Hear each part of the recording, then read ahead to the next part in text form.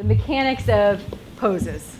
And also, the reason why we have 3 mats in the middle is to see that there are always 3 different bodies going on. You usually will have only one adjustment that you can actually give to someone, whether it's a verbal cue or a physical hands-on cue. So what we're focusing on first, we'll be going into standing poses today. We're going to focus on Warrior 1. When you guys have all gotten a look, let me know. And then we'll let our friends relax for a second. So you can just relax out of the pose. So you can just stand in Tadasana. So some basic things when we're making cues is we always want to start from the feet up. So one thing to notice is, are their feet grounded? Is the actual foot position, does it make sense? Or, is the foot torqued out a little bit? And is there energy there? Or is the energy line a little bit weak?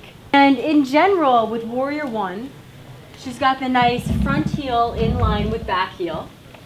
There will be some people where it actually would be healthier and more helpful to widen the stance. This may not be what Claudia needs, but Claudia, just for kicks right now, could you take your right foot over to the right? Good. Now, Claudia, do you feel a difference when you do that? I feel more space in my hips. Uh-huh.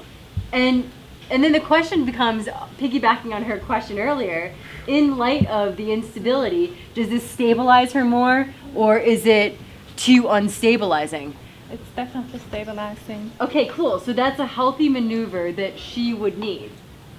Now, the other thing is looking at the back foot.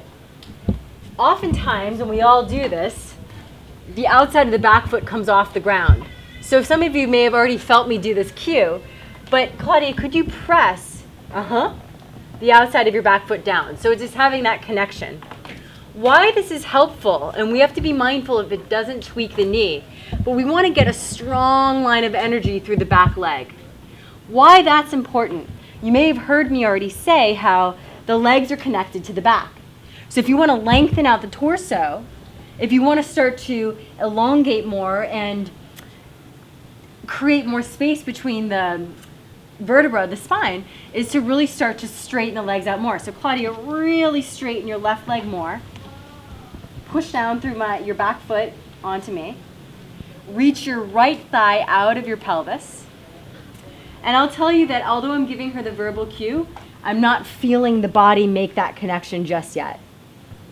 Did you guys notice as I said that, I was doing the verbal cue, but it wasn't happening just yet. Now let's give you a break for a second. Claudia, come to the other side.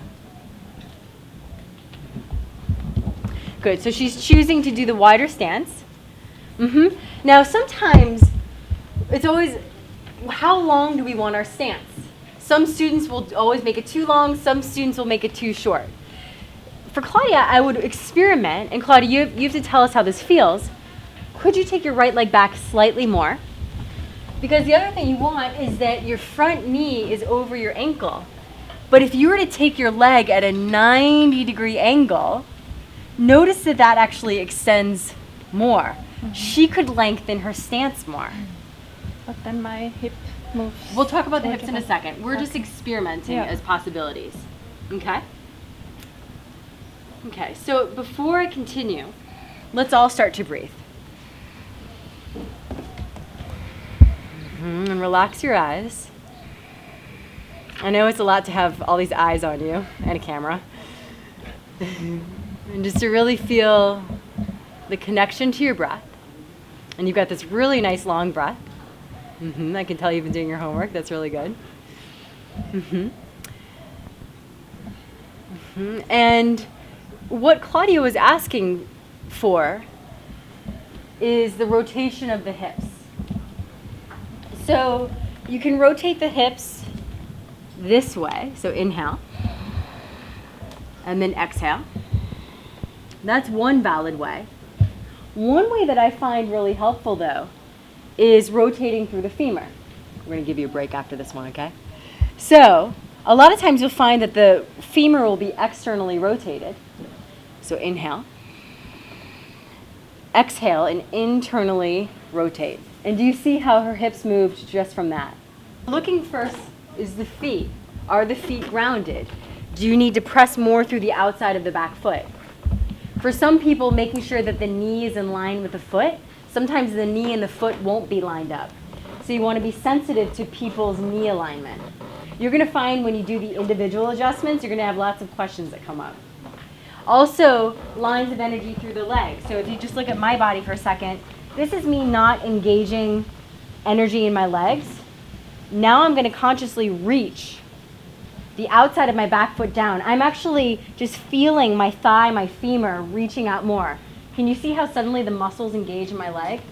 And I'm going to reach my front thigh forward. So as I start to reach my thighs out, I'm feeling it's like my feet are pressing further down towards the ground. So I'm really grounded.